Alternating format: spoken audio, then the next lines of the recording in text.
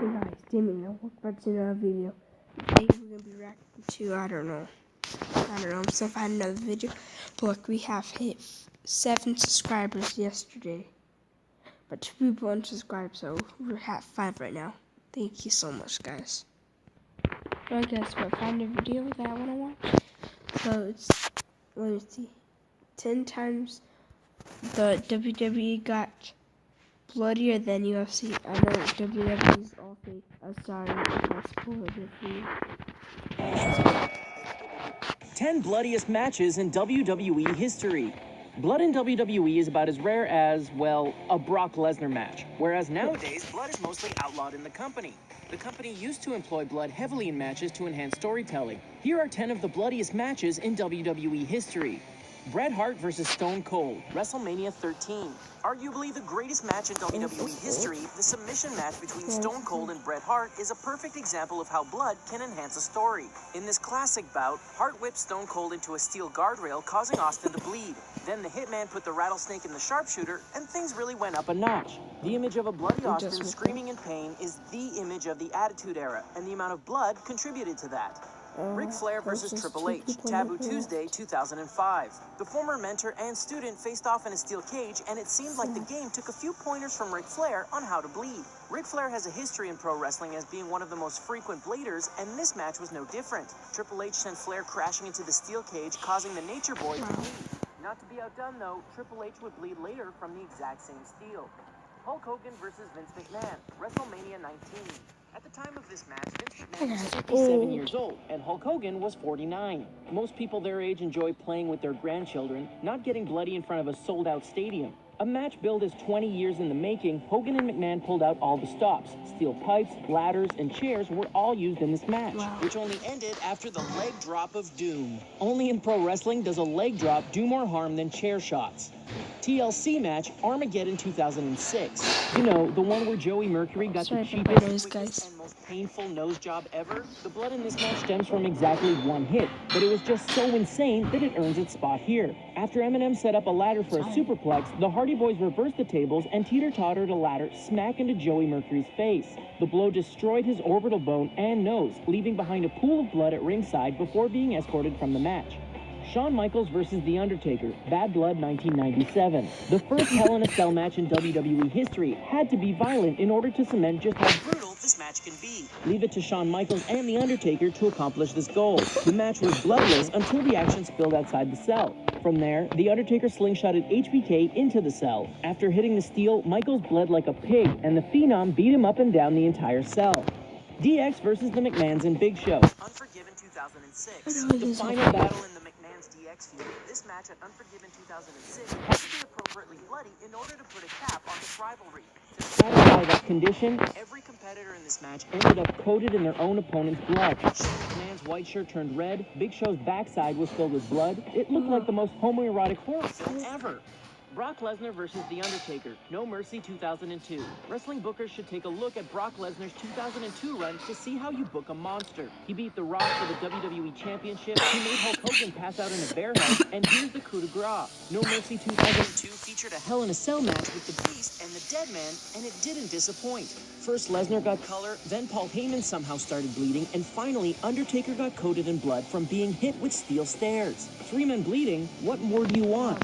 John Cena vs. JBL, Judgment Day 2005. The phrase Crimson Mask gets used quite a bit when describing the blood on faces of wrestlers during bloody matches. John Cena decided to one-up that expression by opting for the full crimson suit.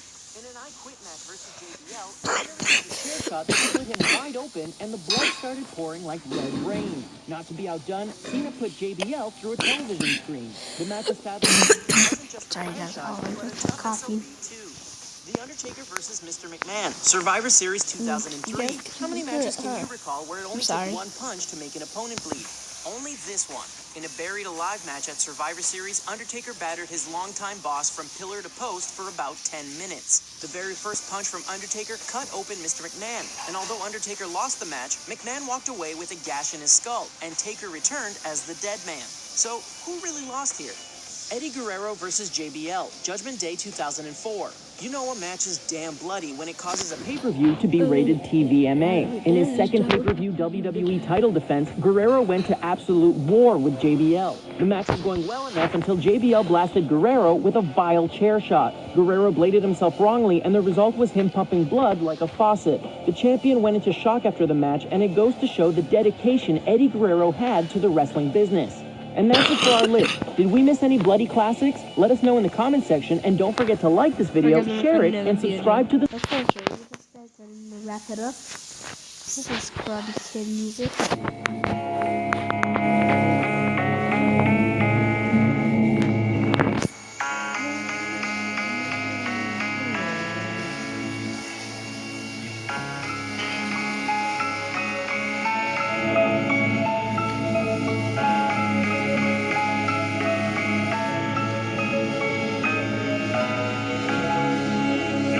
Sometimes you just feel tired. You feel weak. And when you feel weak, you feel like you want to just give up. But you gotta search within you. Try to find that inner strength and just pull that shit out of you. And get that motivation to not give up and not give with it. No matter how bad you want to just fall flat on your face and collapse. Till I collapse, I'm spilling these facts. Long as you feel them to the day that I drop. You'll never say that I'm not killing them. Cause when I am not, then I'ma stop pinning them. And I am not hip-hop, and I'm just not Eminem. Subliminal thoughts when I'ma stop sinning them. Women are caught in web, spinning in hawk venom, adrenaline shots. Penicillin could not put the ill in the stop. Amoxicillin's just not real enough. The criminal cop killing hip-hop, filling a minimal swap to cop millions of pop listeners. You're coming with me, feel it or not, you're gonna fear it like I